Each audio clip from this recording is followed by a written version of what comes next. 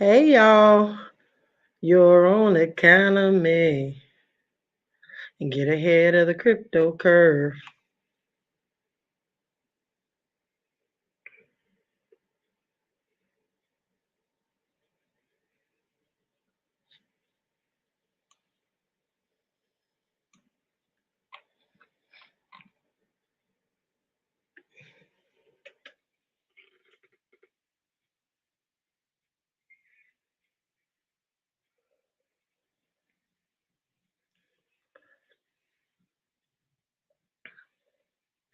Good afternoon, everyone, and welcome to Ahead of the Crypto Curve, where we are creating Satoshi millionaires, one family at a time, one day at a time, one Satoshi at a time, one Bitcoin at a time. And ladies and gentlemen, that means you. I am your host, Najah Roberts, and it is my mission in life to lead my people out of financial slavery. I don't just do this show to change the way you think about money, but to make you change the way you look at money and everything else around you because it matters. So, ladies and gentlemen, today is Wednesday, March 15th, 2023. And what an incredible day it is. It's a little bit rainy on our side of the town. And I know on the East Coast it's a little bit snowy. And there's all sorts of weather patterns going everywhere across the United States today. But it is someone's birthday, and we want to say happy birthday to these cryptopians, Alicia Finley and Philip Eaglin. And I would like to say to both of you, happy birthday. May today be filled with love, peace, joy, and happiness. And so today we celebrate you. And it is also Women's History Month. And as you know, this month, we are honoring women that crypto. And today we are honoring Jen Grayson. She is the founder of Blockchain Sisterhood and the founder of Co.co, the Airbnb of office space. Jen proposes that women are the answer to crypto adoption. Prior to joining the cryptocurrency and blockchain community, Jen managed a multi-million dollar life insurance policy company. And so, it was looking at Jen Grayson and what she was doing in the insurance industry, which let me know a couple of years later that I was on the right path, in the right space, in this cryptocurrency blockchain space. In fact, conversations ensued about how life insurance agents at some point will be obsolete after the blockchain is implemented as it relates to health records and things of that sort. Because if you think about it, insurance agents come out to the house, they tell you what your premium possibly could be based on your health and things of that sort. And if you are able to look to the blockchain to get medical records and to really see about people's health and wellness, there's no need for an insurance agent because an insurance agent is actually the eyes and ears for the insurance company. They want to make sure that they're insuring somebody that's still alive, number one, but viable and is not in hospice and those sorts of things. And medical records actually are what the indicators are that allowed us as insurance agents to really figure out if somebody had any health inequities or all of those things. And so as we had a conversation about the blockchain and about this multi-million dollar life insurance company, she was in agreement with me that things are soon to change. We don't know how long it's going to take for adoption of the blockchain. Again, blockchain is totally working without Bitcoin, but Bitcoin can't work without the blockchain. And so there's so many other use cases for the blockchain.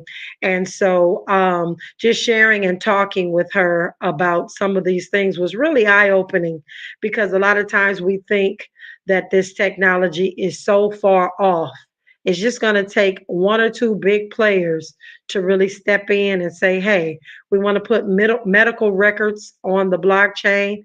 And then every other health PPO, HMO, they're all going to follow suit. And so it'll be sooner than later because they stand to gain more than they stand to lose by utilizing blockchain. So, ladies and gentlemen, today is a really interesting day. And my quote today is going to say exactly this: your choices today determine the future of your legacy tomorrow. Now, again, we are talking diversification, but I will constantly say that your choices today determine the future of your legacy tomorrow. And I tell my children all the time when I'm talking to them and teaching them about how they should govern themselves as children and some of them as adults. I tell them for every action, there is a consequence. If the action is a good action, you have good consequences. If you make a bad action, you have a bad consequence. And those bad consequences don't typically show up immediately, they show up in the latter. There's a little bit of a lag sometimes in some of the decisions that you make. And so as we all look at money, as we all look at the decisions that we need to be making for our families today and tomorrow, we really need to pull out that chess game and begin to play chess, because the choices and the moves that you make right now today on the board will affect the moves and the options that you have available to you 5, 10, 15 moves down the board. And I submit to everyone listening to me today, we are in a situation where we need to make some real choices. No longer can we sit back and just hope that everything is going to be okay. They are in the process, and when I say they, I mean our government. They're in the process of changing some things, making things better, making things how they think that they need to be. But we've got to take a look at what is best for ourselves and our families. And I'm not saying everything that they're doing is going to uh, adversely affect us, but history shows us, unfortunately, that in our communities, we are adversely affected by most of the decisions that are made from the top that dwindle down to the bottom, and then we're left holding the bag or not holding the bag, which is our situation right now, owning less than 1% of the wealth in this country. So when we come forward, ladies and gentlemen, we will jump into what I'm going to say is one of my hardest shows, and I will explain that to you when we come forward. This is KBLA Talk 1580.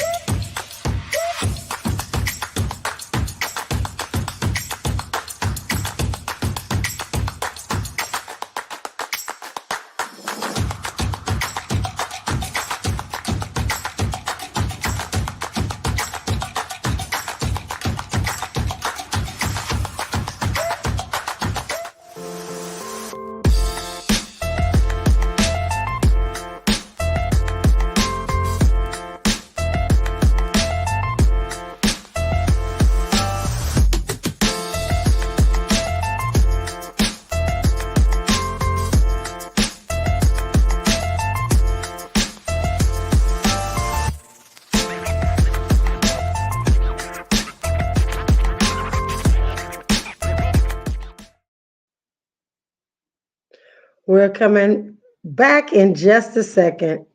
Thank y'all for tuning in.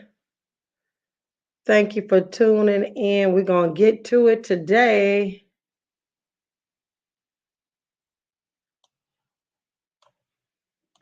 Getting into it. Trying to see what else. Yes, sir. I'm ready for it.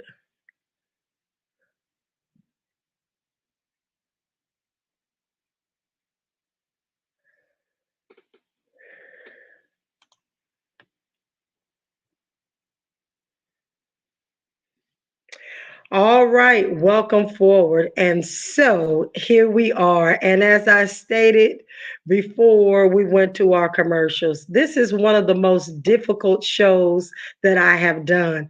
I grew up uh, Christian and, hung around and did some conversion at some time to Islam and Al Islam. And one of the things that I know about both religions is that you are supposed to do unto others as you want them to do unto you. But in the Islamic faith, they have a saying, and it's called a hadith, and it says, want for your brother what you want for yourself. And in saying that, this has been a difficult show because I always state that I'm not a financial advisor anymore on purpose, so I can say what I want to say, do what I want to do without regulation.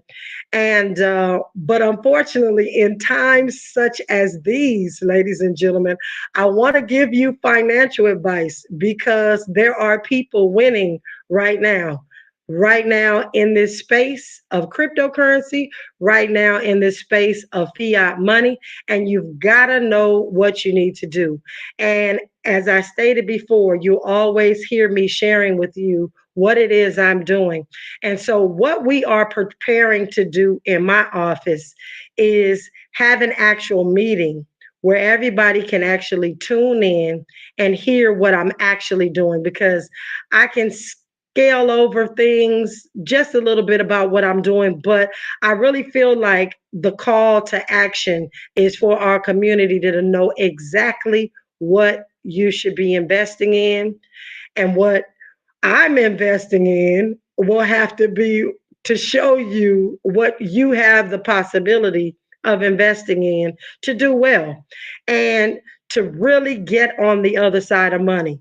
Again, this show that I do is not so I can just continue to just, beat up on the money system.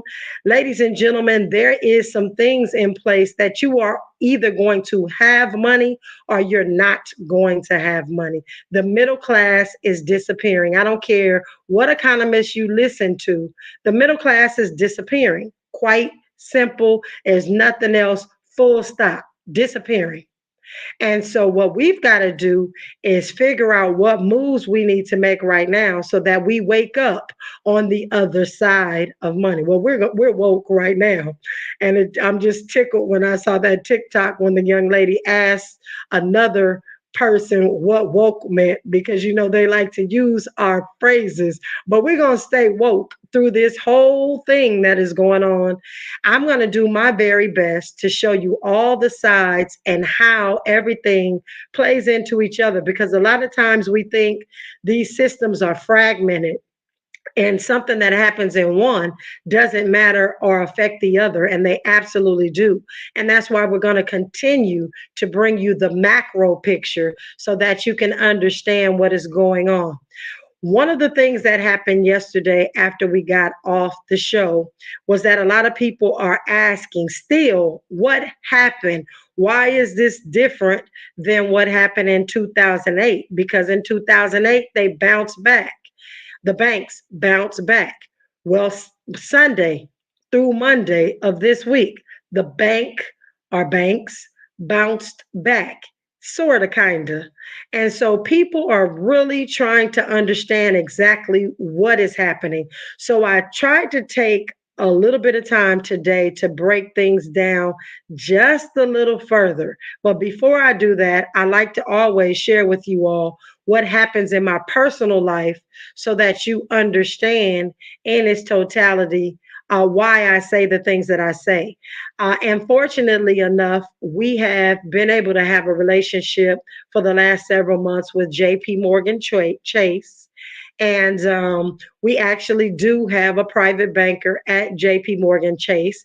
And periodically he calls and checks on us to see how the business is going, my speaking business, my radio business.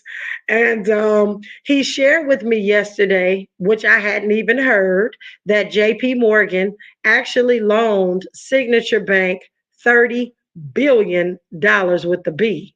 $30 billion with the B. And so while a lot of us are hearing, of course, that the United States government, the Treasury, the Feds, blah, blah, blah, has come in to rescue the banks, they have done a little bit. Well, FDIC told us that they were almost out of money anyway. And this that they've done this week totally wipes out their reserves. So if this happens to any other banks, you all know that there's not going to be enough money to go around. But again, that's another conversation. But 30 billion of these dollars went to Chase Bank. Came from Chase Bank to Signature Bank. But another thing that he shared with me is that the last couple of days they have been the ultimate busy because people are jumping from their banks to JP Morgan, of course, because JP Morgan is a lot more stable than any of the banking industry, other banks out there. And they're fleeing from some of these other banks, which you're sure to see some of the collapse because based on what he's saying, they cannot even onboard the amount of people that are coming to JP Morgan across the country, which again lets us know that there's still going to be some other banking issues. And not just because of that, we know that they've just put a band-aid on the issue. And so when the federal government actually heard the loud cries, of course, and the clear uh, demand for them to cover those deposits of the wealthy, they immediately responded and they got in there. And these depositors had more than $2 billion. And this is for those of you that are thinking this is all a cryptocurrency issue. I'm going to pause for a second before I continue what I was saying. This is not because these banks were dealing in cryptocurrency, but it is because we believe that they're trying to choke out any bank that is dealing with cryptocurrency companies. Again, if you choke out the on ramp, you can't stop the currency, but you can choke out and stall and stop individuals putting their money into these different things that are not the bank. And that's the whole problem, ladies and gentlemen. Money is leaving the banks, period. And that is creating this. And the more people begin to open their eyes and see what's happening, it is going to continue to happen. So this issue is not going anywhere anytime soon. And those who argued that the government was going to step in and help out and this was not going to be an issue, they are right for a couple of weeks or even a month or so. But something else has to happen because of what I'm about to explain to you. So there were more than 200 billion worth of venture capitalist money in these tech startups that was stored at these two banks. And as we've stated before, it was the biggest bailout since 2008.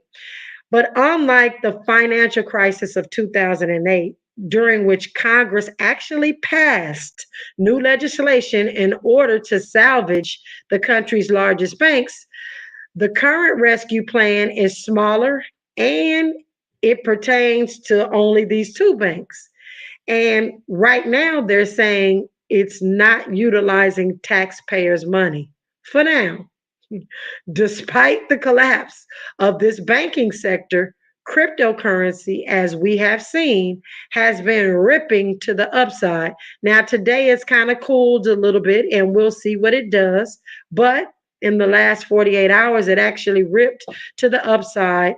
And Bitcoin was up and is up about 9.8% in the last 24 hours. And we'll talk about that. And I'm not surprised about the uptick because, again, it really gets into the ethos of what Bitcoin is about, controlling your own money, never standing outside of a bank door with them telling you that the bank is closed, never standing in front of a gas pump again and swiping your card only to be told that it's declined, walking into a gas station to find a line full of people whose cards have been declined. It's not going to happen on our watch. And I'm talking about the cryptocurrency sector. And now that liquidity is leaving the bank sector, it only makes sense for cryptocurrency to jump as well as some of the precious metals. And we'll talk about that. As I stated, we'll have some sort of session where we can kind of chop that up and make sure that you're on the right path, uh, in sync and watching what I'm doing. I'll say it that way. Um, and I've shared my concerns over the years about our banking system and how a bailout is necessary, but there are deeper issues in the banking system at large. So, what is actually going on here is there has been a flight of deposits, and we stated that over and over. People are pulling money out of the bank.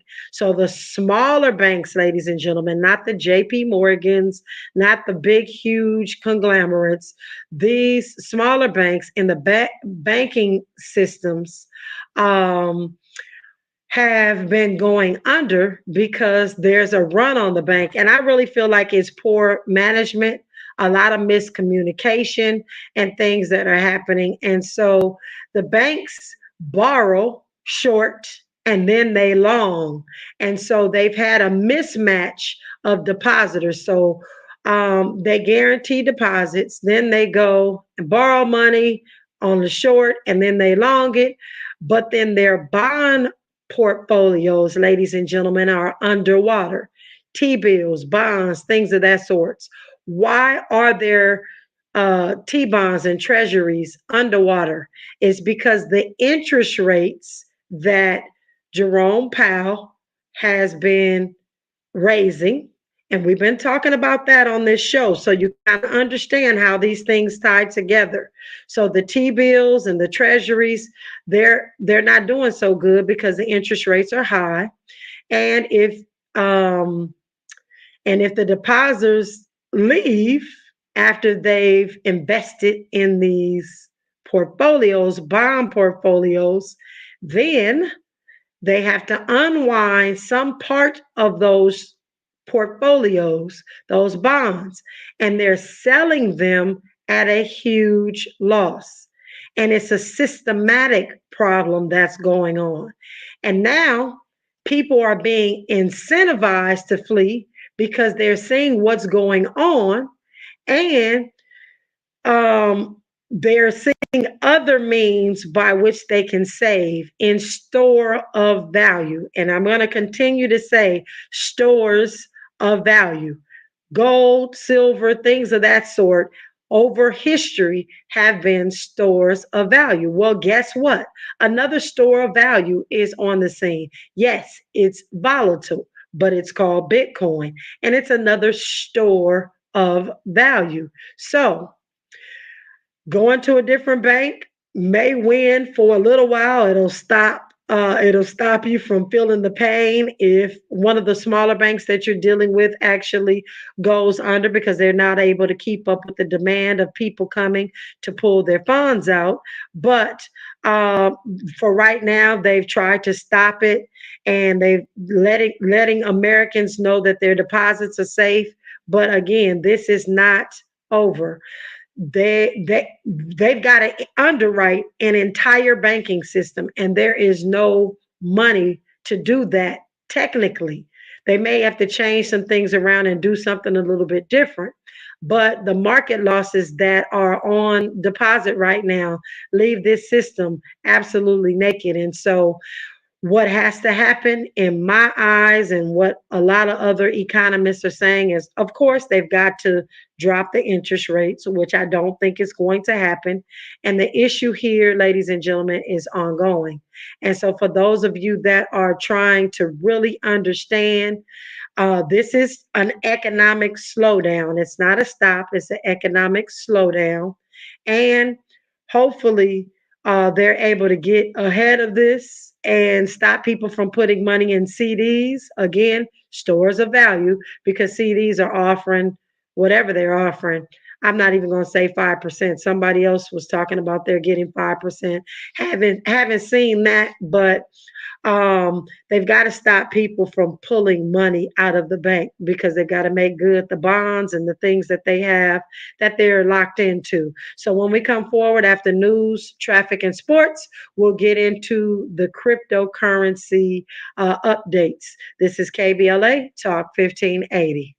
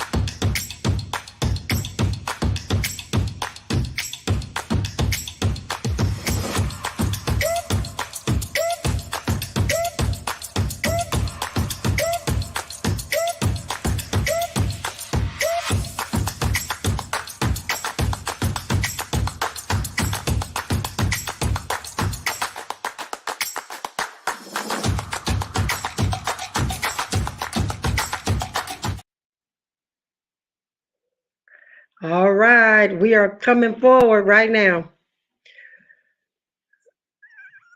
All right, welcome forward, welcome forward. So let's get into our market report.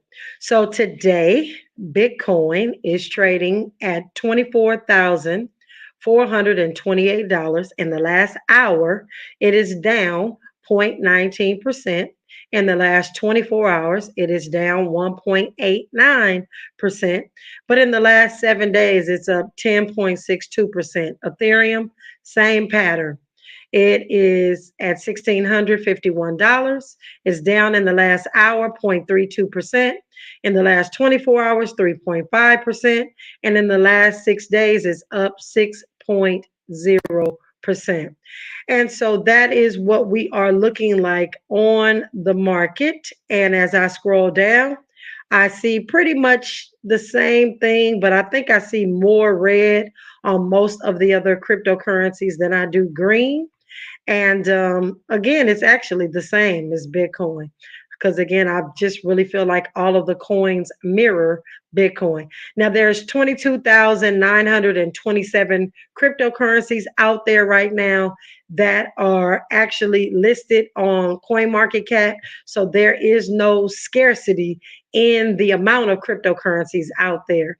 Now, when we talk about scarcity, I have to continue to reiterate people will get you involved with other cryptocurrency projects because they say that they have a limited supply. And those that have a lot of supply in whatever it is that coin is, they pride themselves on the fact that every now and then they burn the tokens. And so burning. What is cryptocurrency burning? Burning is the process by which users actually can remove tokens or coins from circulation, which reduces the number of coins that are in use. And this is part of the tokenomics. The tokens are sent to a wallet address that cannot be used for transactions other than receiving coins. So they may have a wallet for themselves, let's just say, and then the community comes up with a wallet that nobody has access to, supposedly. And people that want to burn their tokens to make the tokens that they hold more valuable and take some out of circulation, they then put those coins into this wallet that is like the black hole that can never get it out, similar to how we print money here in the United States. We print and we print and we print when we need to do something to help make our dollar valuable. We do quantitative easing. We pull some cash back off the market, and that is how they do that. So that is the same thing that they do with some of the cryptocurrencies. So one of the most notable cryptocurrencies that has done this in the past 24 hours has been Shiba Inu. Now you all know I've stated, and I will continue to state, unless you're trying to get rich quick or lose money quick, you get involved in these altcoins. An altcoin is an alternative to Bitcoin. So I don't want any alternatives. I want the real deal Holyfield. So I'm doing Bitcoin. But a lot of people get involved in coins like Shiba Inu. And so the good thing for those individuals that are involved in Shiba Inu is that almost 500 million Shiba Inu tokens have been removed from circulation in the last 24 hours, spiking what we call a burn rate.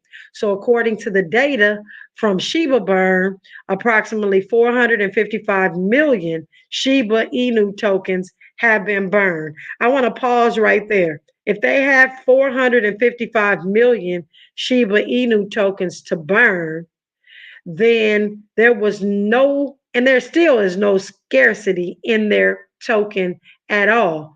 With Bitcoin, there'll only ever be 21 million of those tokens. So if they're burning 455 million Shiba Inus, and we only have to utilize 21 million Bitcoin, then you know that the asset that you have in Bitcoin is a scarce asset. We're doing well. because we can't burn any because we don't have enough in the first place to even be able to do something of this nature. And so this is really something that we need to pay attention to in this cryptocurrency space, especially when your friends and family tell you to run out and buy Shiba Inu. You need to look at how much Shiba Inu is actually in circulation. And even though they burn 455 million, they're creating millions of these coins a day. Again, in my opinion, to extract money from your bank account. Now, don't get me wrong, some people win in this space. A lot of people win. But I'm going to tell you what I've seen. I've seen those individuals that are winning hold YouTube seminars and things of that sort. And they would, prior to the meeting, buy millions of these coins, talk to a group of people, convince a group of people to go and buy them. And then, as these people are buying this particular token, they're cashing out of the token because what they can sell it for now is way more than they had bought it before the show started because they're able to take advantage of the ignorance of the individuals that don't know any better, and not ignorance in a bad way, but that they don't know any better, and they're helping to pump that particular coin. It happens all the time. I see it and I think to myself, why don't people realize that this dude that's telling them to buy into these different cryptocurrencies has a boatload of it and he's looking to offload it on them? And so he might not even necessarily offload it on his people specifically, but when he puts it back into the exchange to cash out, he is reaping the benefits from having told 200,000 or 300,000 people that are watching to buy this particular coin. And that's what happens with coins like Shiba Inu. And it happens over and over and over again. So I also want to give you warning as it relates again to USDC. The chaos is real. Um, and there are a lot of individuals that have stopped allowing individuals from the US to transfer our fiat dollars into buying USDC. And again, quite frankly, I think that they are doing a great job at attacking our on ramps and making it where it's hard for anybody to get involved with cryptocurrency. And anybody that caters to us is going to get hit. And so if you're holding USDC because you think it is safe, because it is stable, it is number one, decentralized. I mean, centralized. Let me make sure I clear that up. Number one, it is centralized and it is pegged to the United States dollar, not backed by, but pegged from what I can see and read based on everything that is going on. And someone's question was, is USDC backed by US dollars or pegged to? And it's pegged to. And there's a big difference. And even if it was backed by US dollars, I would be skeptical about that as well because somebody has to be holding it. And 9 times out of 10, it would be the same individuals that were holding it over at Silicon Valley Bank because that's where the money was for USDC. It was in Silicon Valley Bank. So just be careful as you look into these centralized markets, as you are in this cryptocurrency space trying to figure out exactly what you need to get involved in. I still say Shiba Inu is not a good one. And again, extracting of your funds is what a lot of people are seeking to do. And a lot of different cryptocurrencies um, are seeking to do that. And there may not be a lot of cryptocurrencies that pop their head up right now because crypto is definitely under attack. I really feel as though the regulatory agencies are choking us off or trying to in that respect. But if you are decentralized and you have a decentralized currency and you have access to buying that decentralized currency, which you still do on most platforms, you can get involved with Bitcoin anytime you wish, anyhow you wish. If If the market collapses today or tomorrow, I literally would be feeling not good because a lot of people will be losing, but I still feel really sound about the decisions that we are making right now in this space. Ladies and gentlemen, when we come forward, we are going to jump into what is happening in India and the UAE as it relates to this digital money. This is KBLA Talk 1580.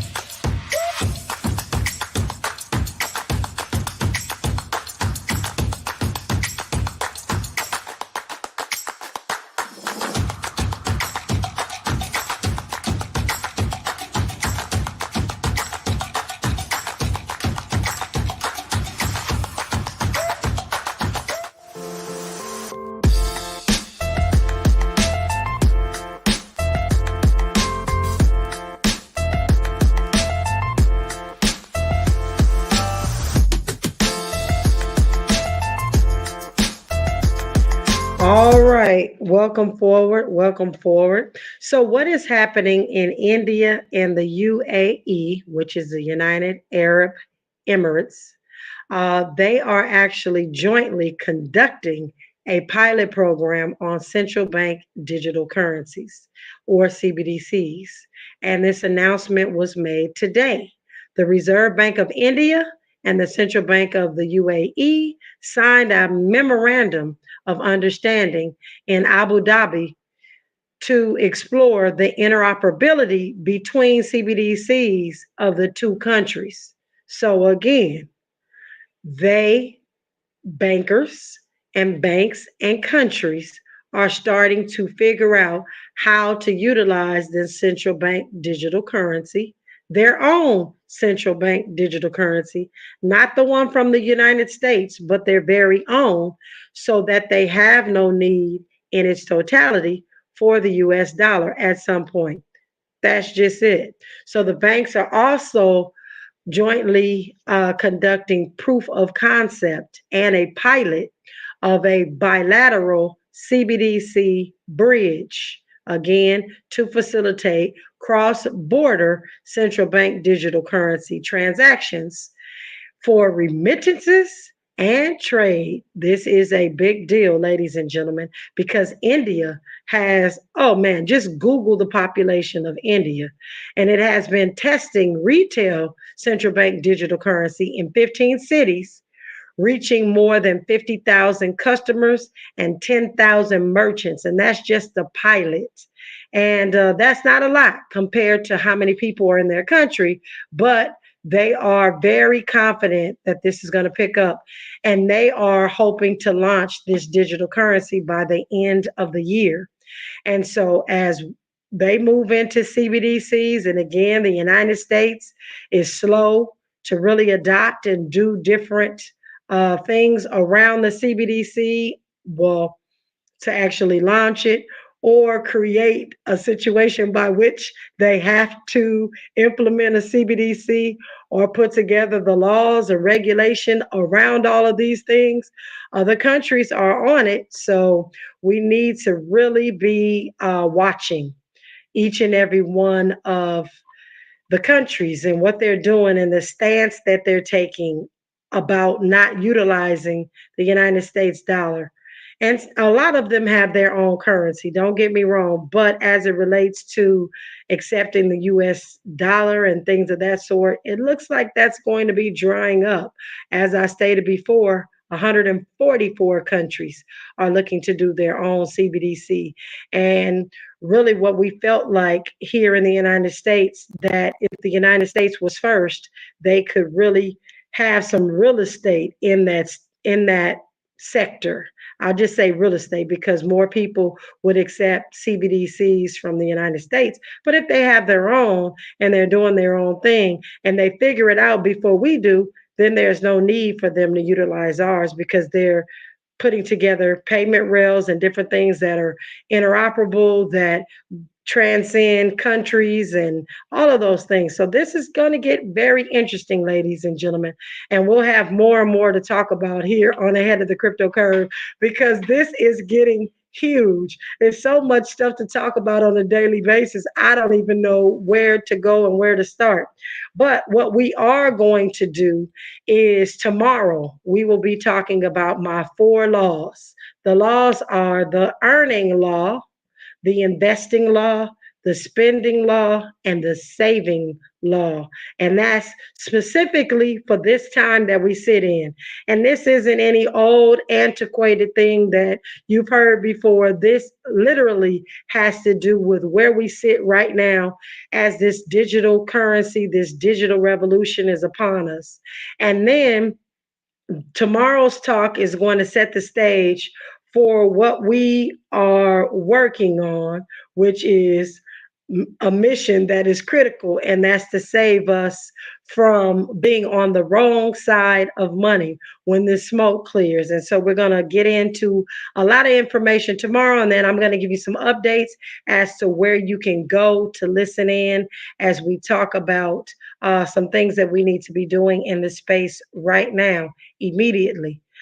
And so we are going to also, because I had some questions about reverse repos. And so Friday, we're going to talk about a reverse repo. Has to do with the banks. So it's still all tied into some of the things that we don't see on the front end, but that are happening on the back end. And when my banker called yesterday, I asked him a question about how they're doing with reverse repos. And I'm going to explain that on Friday. So when we come forward, ladies and gentlemen, we'll get into our daily dollar cost average. And man, we've got a lot to talk about these next couple of days, but it's great information. It's factual. It's not my thoughts. I'm going to share with you exactly what is going on and what you need to do. And then we're going to take it a little bit further towards the end of the month as we put together something very special for all of the listeners to be able to really get what I call marching orders. Anytime you hear things and you see things, you want to know exactly what you need to do. And so I plan to provide that for our community. When we come forward, this is KBLA Talk 1580.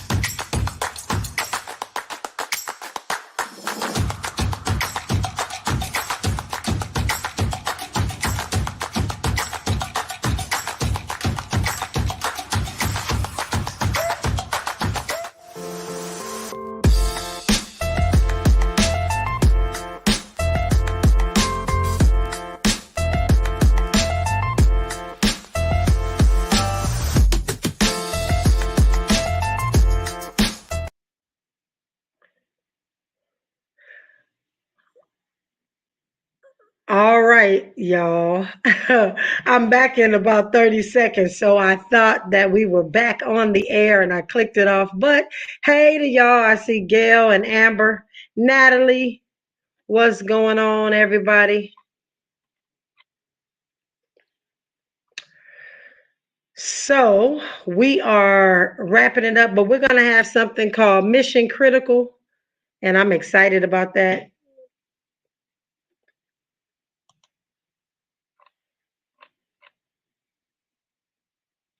All right, welcome forward, welcome forward. We are preparing, my staff and I are preparing for Najah's next moves. It's called Medical, well, the theme is Mission Critical. So we're going to make sure that you all have the information that you need to thrive and not just survive. And we're going to have another Crypto Essentials on April the 8th. And you can send me a text message if you want to get involved in that. The number is 424-317-7373. Again, 424-317-7373. And a Ledger and Me 123 is going to be on April the 22nd. And of course, we are headed out in June on the Digital Financial Revolution Tour. We are going to hit these cities again. And this weekend, I will be in Chicago for Limitless for Women. Super excited about that as well. And so we are dollar cost averaging on the Black Wall Street Wallet. If any of you are having any challenges with the Black Wall Street Wallet, please send me a text message. Again, 424-317-7373, so I can fix that and you can continue to dollar cost average along with me. We're going to do $6 today. We're going to click the purple circle in the middle and we are going to click continue. I'm going to put it in my KBLA Talk 1580 wallet and we're doing $6 worth of Satoshis. A Satoshi is the smallest increment of a dollar. I mean, as of a Bitcoin, like a penny is the smallest increment of a dollar. Y'all know I'm talking fast because we're making way for the DL Hughley Show. I want to thank each and every one of you for rocking with me today. Your host, Najah Roberts, on Ahead of the Crypto Curve, where we are creating Satoshi millionaires, one family at a time, one day at a time, one Bitcoin at a time, one Satoshi at a time. And ladies and gentlemen, that means you. You're listening to Najah Roberts on Ahead of the Crypto Curve. Please follow her on all social media platforms at Najah Roberts. No underscores, no dots, no numbers, just Najah Roberts. Let's close the wealth gap. It's our turn. This is KBLA Talk 1580. Learn or get left behind. Create your own economy. Let's get ahead of the crypto curve.